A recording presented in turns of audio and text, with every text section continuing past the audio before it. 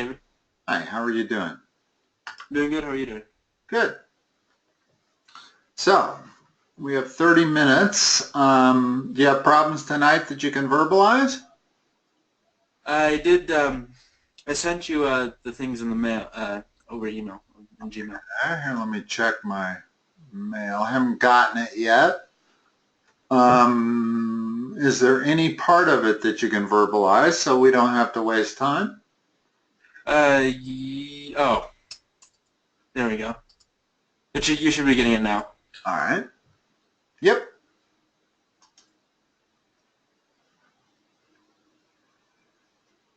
Quadratic factoring and solving quadratics.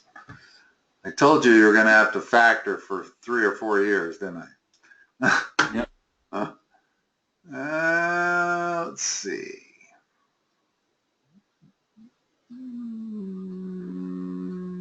Where does this start? Well, we don't really have a worksheet for this one, but I was sick the past 2 days, so I've kind of lost this.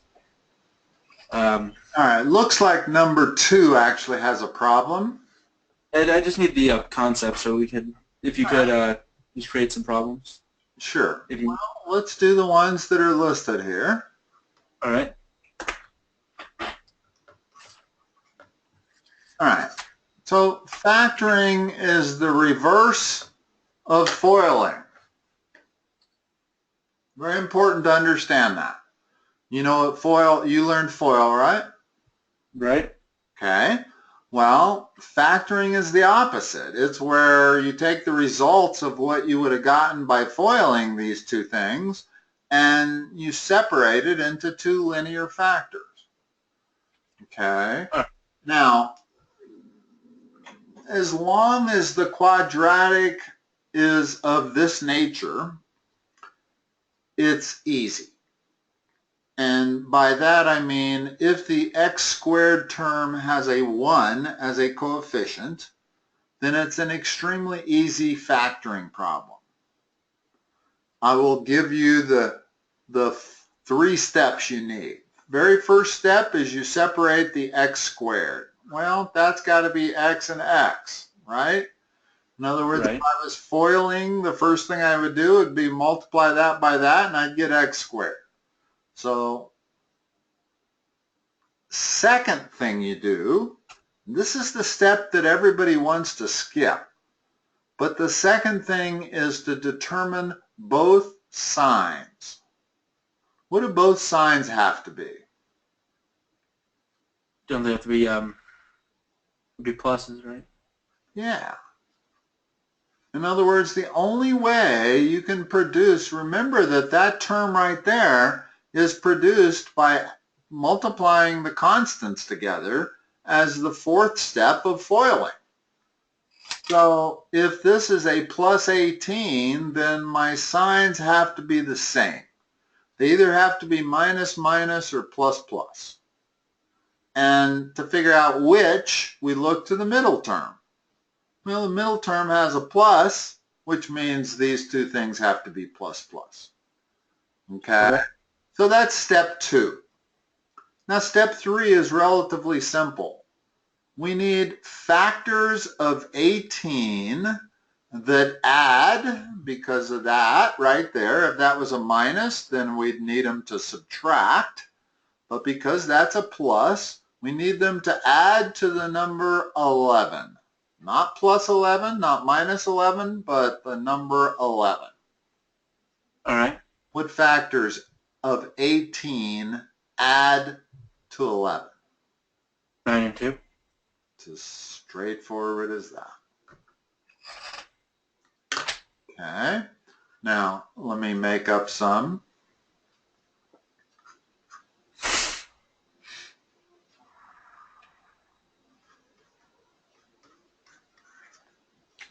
Do the same process on this. First step, I want you to go through the 3 steps with me, because I just, I know that the school system teaches a lot of different ways to factor. They teach the California method, they teach the diamond method, they teach all kinds of different methods, and I hate every method they teach. I have my own. My own is rather simple. It's exactly how I've explained it to you. It's either 3 or 4 steps, but that's it. Okay, what's step 1? Separate the x's. Step 2.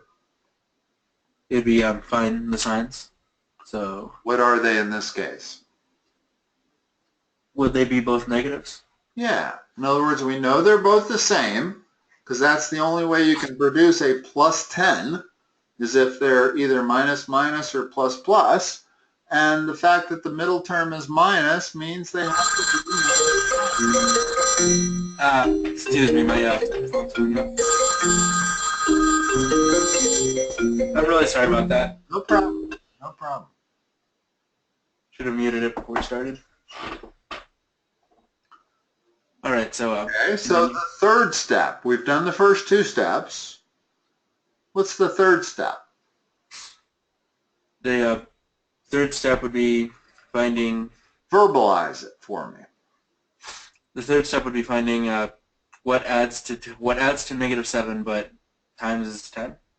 Well, Multiplies. I would put it a little differently. I would say factors of 10 that add to 7. Not to -7, but to 7.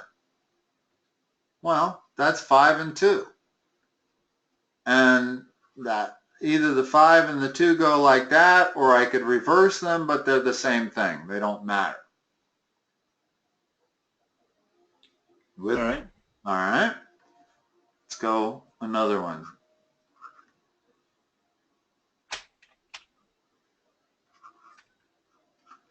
Now this one has 4 steps. Most factoring will have 4 steps usually if it has any degree of difficulty at all. Step 1. Be separating the x's. Step 2. Figuring out the signs. What are they here? Would it be a plus and a minus? Yeah, they have to be opposite. The only way you can produce a -10 is if you have opposite signs. And it doesn't matter whether I do plus minus or minus plus. They're going to mean the same thing. So I will make it less confusing and do plus minus. Okay. Now we're looking for factors of 10 that subtract to the number 3. Not -3, but to the number 3. What factors of 10 subtract to 3?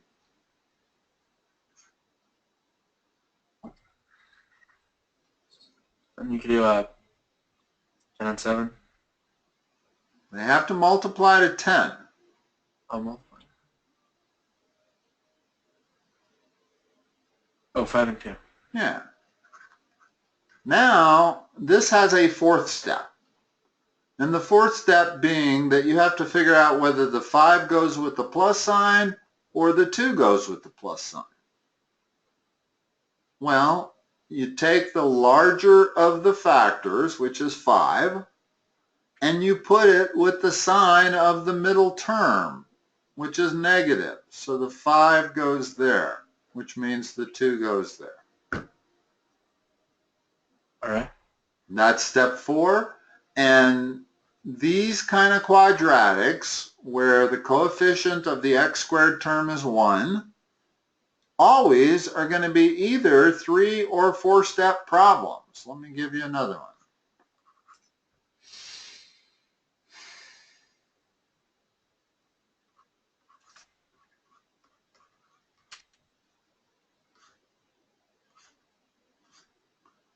Now you immediately know when you see a negative sign there that it's a 4-step problem. If that's a positive sign, it's a 3-step problem. So step 1 is Separate out the x's. x and x. Step 2, Figure out the signs. which are, Plus and minus. and step 3, You figure it would be factoring it. verbalize it for me. I have found that if I can get students to verbalize it, they're going to remember it a lot longer. Well, you'd find, would it be what adds to 7 and then... Start with factors. You're starting in the wrong place. Start with factors of 30. What that means is two numbers that multiply to 30. Okay, so that's what I mean by verbalizing it. I'm looking for two factors of 30 that do what? When added, they equal 7? Not added. That's a negative sign right there. When subtracted equals 7. When subtracted equals 7. So let's talk about factoring for a moment. When I'm factoring a number, if I'm looking for factors of 30, I always start out with this, 30 and 1. Okay? Okay. Now, I try to break 30 in half. Well, I can do that. Well, if I break it in half, I got to double the 1. So those are two factors that multiply to 30. Now I try to break 15 down. Well, I cannot break 15 in half, but I can break it into thirds. So I could say I take a third of 15, which means I have to multiply 2 by 3. So 5 times 6 is also 30. All right. But now what can I do? I could cut 6 in half and double the 5. So those also have to be factors of 30. And bingo, I have found my two factors. All right. Remember, I was looking for factors of 30 that subtract to the number 7. Well, I found them. Now, where does the 10 go? Where does the 3 go? It would be plus 3 and minus 10. Yeah, the fourth step is rather simple. You just put the larger of your factors with the sign of the middle term. All right. Okay?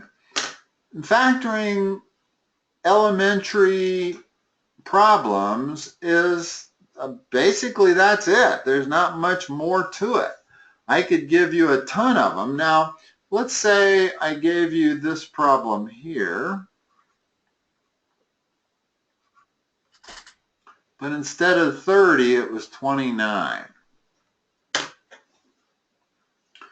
Now, you'll notice that if we try to factor that in a normal way,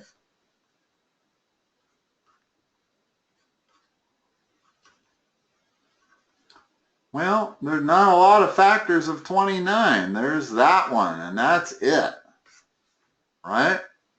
Right.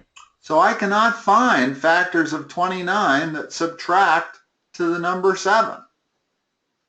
What does that tell me about this quadratic? How do I have to solve it? Wouldn't it be no solution? No, there is a solution, but you have to use the quadratic formula. In other words, you cannot factor it like we've been doing. Notice that every time we factored something, we ended up with a whole number. Well, when you do the quadratic formula, do you know what it is? The general quadratic formula? If you don't know what it is, you need to memorize it. I used to know, but I guess I forgot. It's x equals... It's minus b. Minus b. A lot of systems, school systems, will teach you a little song for this. I never got taught the song, but I remember when I learned my ABCs, I learned them from a song. A, B, C, D, E, F, G, H, I, J, K, L, M, N, O, P. If I didn't know that song, I wouldn't know my ABCs. So those songs can be extremely helpful.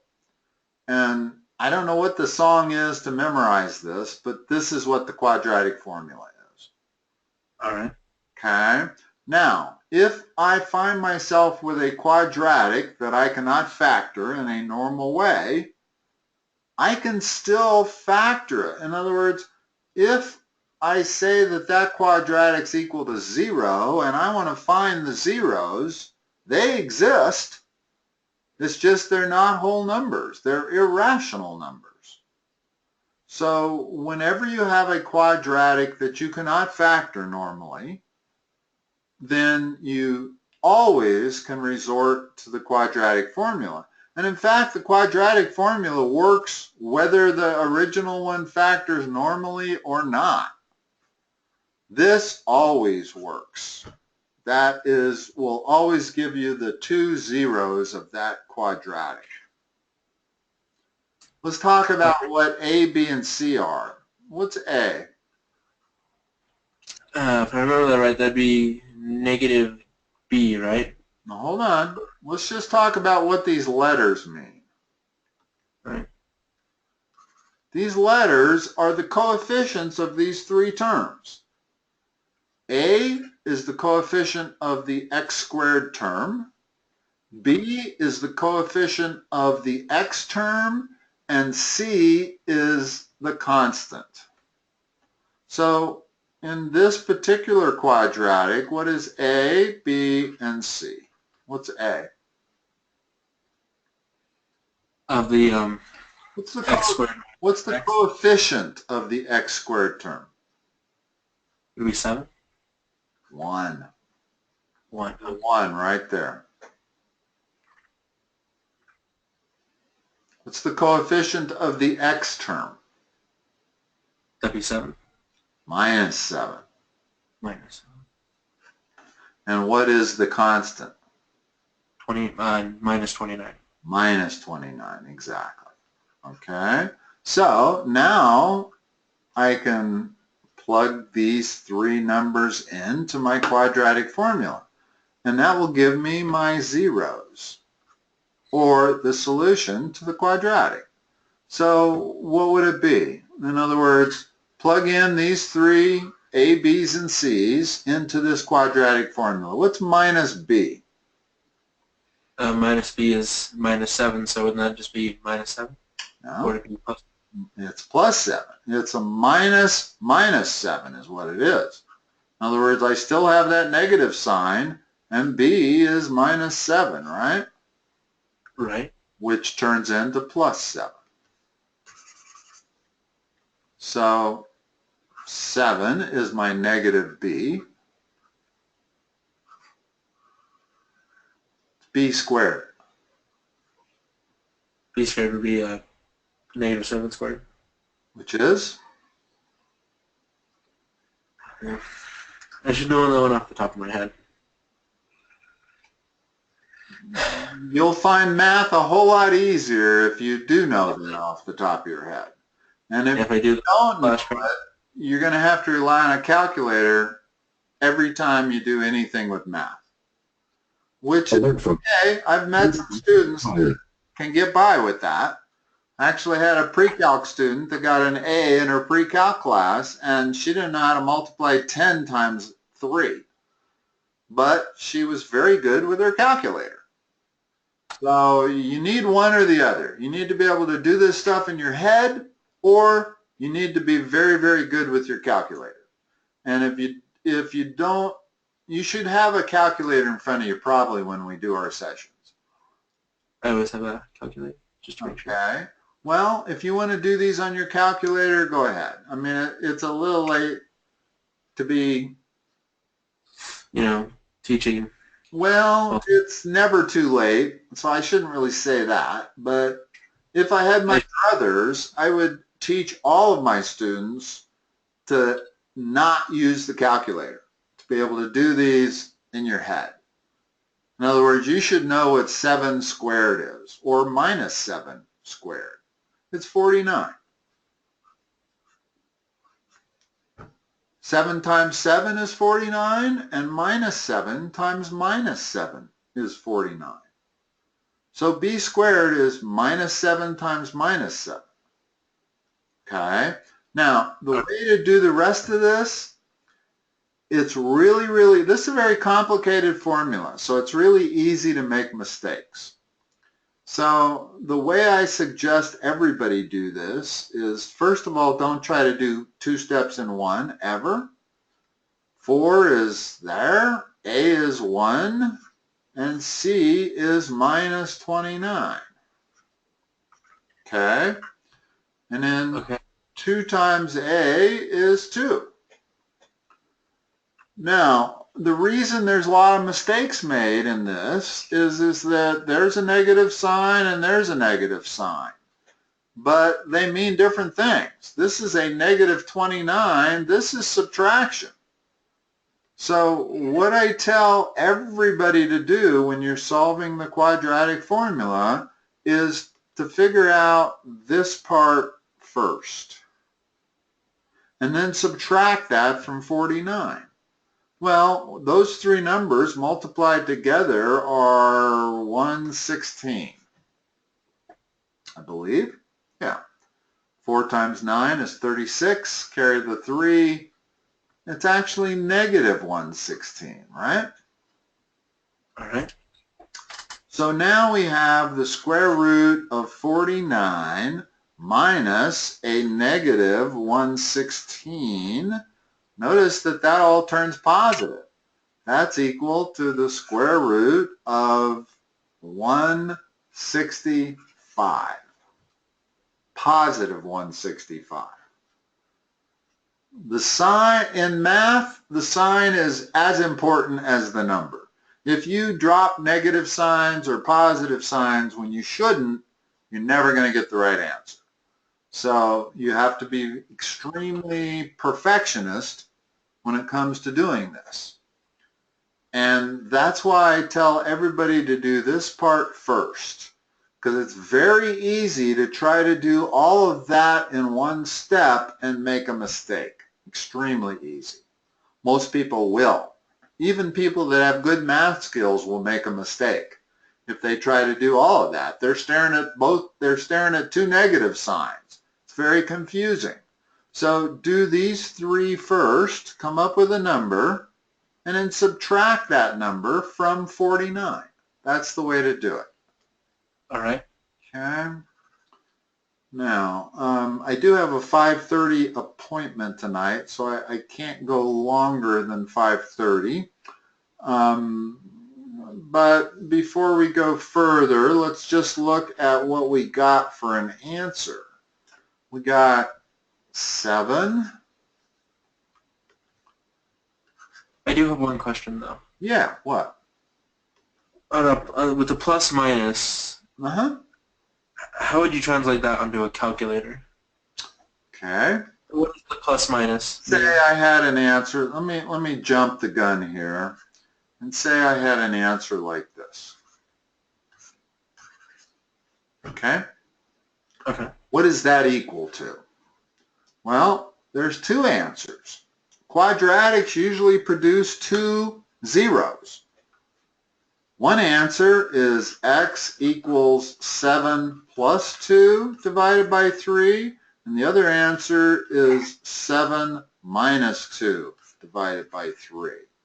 Well, All right, I see. that's the number 3. This is 5/3. So those are the 2 answers. And that's how you treat a plus minus.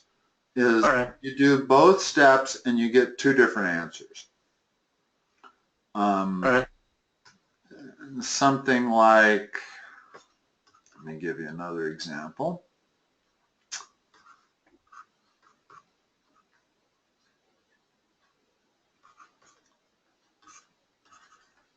What are the 2 answers for x?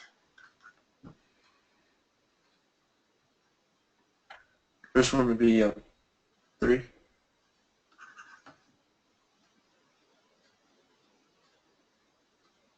The other one would be 0.25. No, I'm not 0.25. Give me a fraction. I don't like decimals. You're kind of at a point in math where ratios are much more useful than decimals. So what's that ratio? That's 1/3, right? 1/3, yeah. Yeah, that's the answer. Not 0.33333. they're the same number as long as I put a bar over that. But if I don't put the bar over that fourth digit, it's not the same number. It's an approximation. So a much better answer is the actual fraction, 1/3. And that's what you get when you do that math. 5 minus 4 is 1/3. All right. But kind of keep that in mind as you go into your math. If you take math next year, remember that ratios, usually improper fractions are best. I'd rather have an answer than that rather than this. They're the same number, but the ratios are much easier to work with mathematically. Whereas 2 1/3 actually has to usually be converted to 7/3 in order to proceed. So always leave your fractions as proper or improper fractions. This is improper. This is proper. Improper is best. And of course, also it's a decimal, but that's not exact. I got 3's going out to infinity. If I put a bar over that, then that means the same thing. But you'll notice the difficulty in listing it as a decimal. Much better to have it as 7/3. All right. Okay. All right. Like I said, I don't have a lot of time. Your dad indicated you may want to schedule something tomorrow. I think we'll be good. I have a pretty good understanding of the concepts now. I got all day open tomorrow, so if you need an appointment, feel free. Today I'm booked up solid, but I don't know what's going on. I guess nobody gives tests on Friday anymore, huh? Guess not. I don't know, because in previous years I've always been just as booked on Thursday as I was any other day of the week, but this year seems different. But whatever. If you need a session tomorrow, I can help you. If you don't, I'll talk to you next time. All right. Thanks. All right, Patrick. Bye-bye.